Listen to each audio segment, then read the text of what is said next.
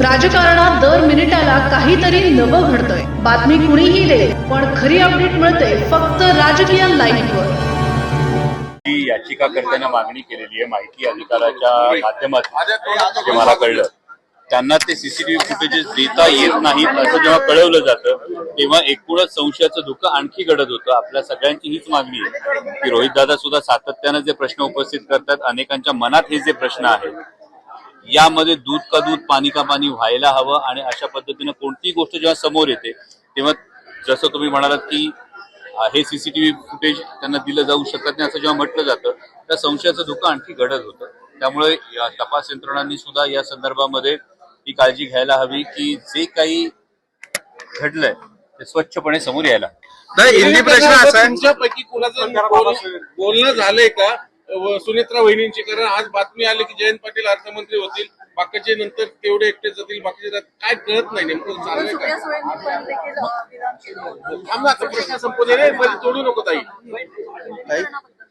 या संदर्भामध्ये मी तुमच्यापैकी अनेक वृत्तवाहिन्यांशी बोलत असताना या संदर्भातली स्पष्ट स्वच्छ जी काही भूमिका होती ती संपूर्ण दिलेली आहे। या संदर्भात पुढची काही चर्चा झाल्याचं माझ्या तरी माहितीच नाही।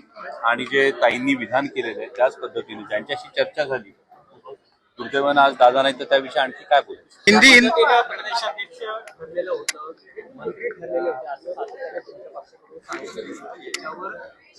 असं म्हणतात की मग उपमुख्यमंत्री कोण होणार हे सुद्धा ठरलं असं उपरोधिक ठेवला आणि तुमच्या याच्यावर मला वाटतं आदरणीय भुजबळ साहेब हे फार मोठे नेते आहेत आणि त्यांचा त्रागा मी समजू शकतो।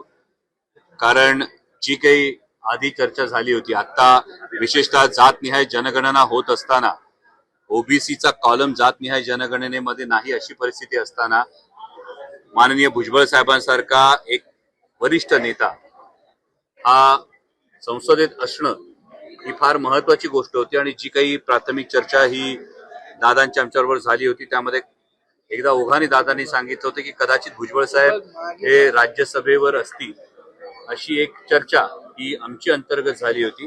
आणि आता मात्र इतका सामाजिक प्रश्नाची जाण असणारा नेता न जाता कोट्यवधी रुपये घेऊन निवडणूक रणनीती विकणारी व्यक्ती राज्यसभेवर जाण्याची जर चर्चा येत असेल तर त्यामुळे कदाचित भुजबळ साहेब हे अस्वस्थ असतील, मला कल्पना नाही। हा त्यांचा अंतर्गत विषय।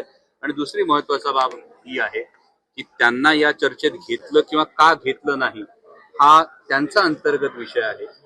त्यामुळे त्याविषयी मी उगाच भाष्य करणं योग्य। दिल्ली के हिंदी दादा दिल्ली के एआई सब्जेक्ट बहुत बड़ा प्रदर्शन हुआ है कांग्रेस के युवा कार्यकर्ता। राज्यसभेत त्या बैठकीत काय बोलणं झालं होतं? ज्यामध्ये तुमच्याच माध्यमातून एक व्हिडिओ सुद्धा समोर आलेला आहे। म्हणजे मला वाटतं भुजबळ साहेबांनी मंत्रिपदाची शपथ घेतल्यानंतर अवघ्या काही दिवसातला जो व्हिडिओ आपण एकदा तपासून बघा, यामध्ये भुजबळ साहेबांच्या राज्यसभेविषयी सुतोवाचन। राजकीय घडामोडींचं सर्वात वेगवान अपडेट फक्त इथेच राजकीय लाईव्हवर। आमच्या YouTube चॅनलला लाईक, शेअर, सबस्क्राईब करा आणि रहा राजकारणाच्या रणभूमीवरील थेट नजरेत।